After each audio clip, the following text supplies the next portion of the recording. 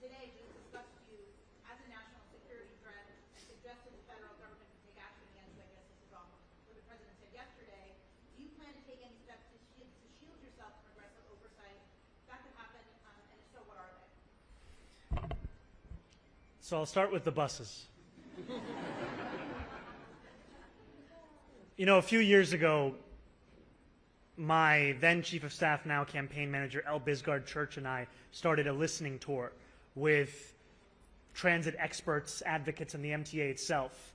And it was in a meeting with senior officials at the MTA where someone remarked to me that if you really cared about equity, you would focus first on the buses. And it was a suggestion, and I took it to heart, because what it spoke to is the fact that bus riders are disproportionately working class across these 5 boroughs. There are more than 1 million New Yorkers who ride them every day. And these are the slowest buses in the country. When I am late and I'm getting off of the train and I'm walking up the steps, I'm walking faster than that bus. The average speed is 8 miles an hour. In parts of Manhattan, it's lower than 6. And what New Yorkers deserve is a way to get around this city that makes sense. And they deserve a system that is reliable, that is safe, that is efficient. And as an assembly member who, alongside the Deputy Majority Leader Mike Gianaris in the state Senate, won the first fare-free bus pilot, we saw that in making a bus free, it wasn't just economic relief. It was that ridership then went up by up to 38%. It was public safety, as assaults on bus drivers went down by 38.9%. And it was also a question of the environmental impacts, as 11% of new riders got out of a car or a taxi and got onto the bus. One of the many things that makes me proud to be a New Yorker is public transit. And as I speak to New Yorkers across the 5 boroughs, I hear their desire for world-class public transit. And to make a bus free is to take one significant step towards that.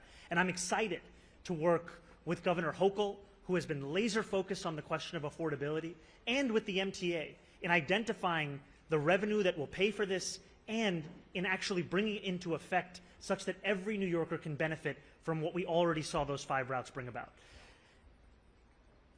Yesterday, Donald Trump said that I should be arrested. He said that I should be deported. He said that I should be denaturalized.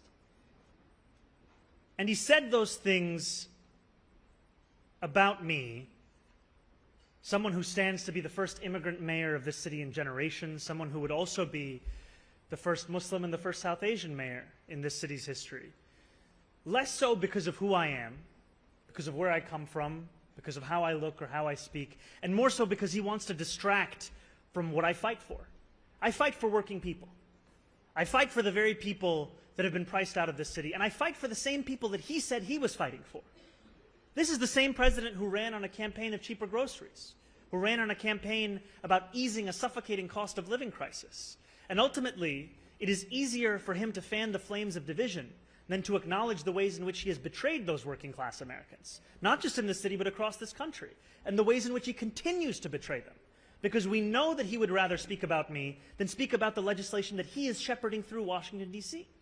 Legislation that will quite literally take health care away from Americans, legislation that will steal food from the hungry, legislation that looks to build upon one of the largest transfers of wealth we've seen in recent history in his first administration and do it once again for the very Americans who already have enough.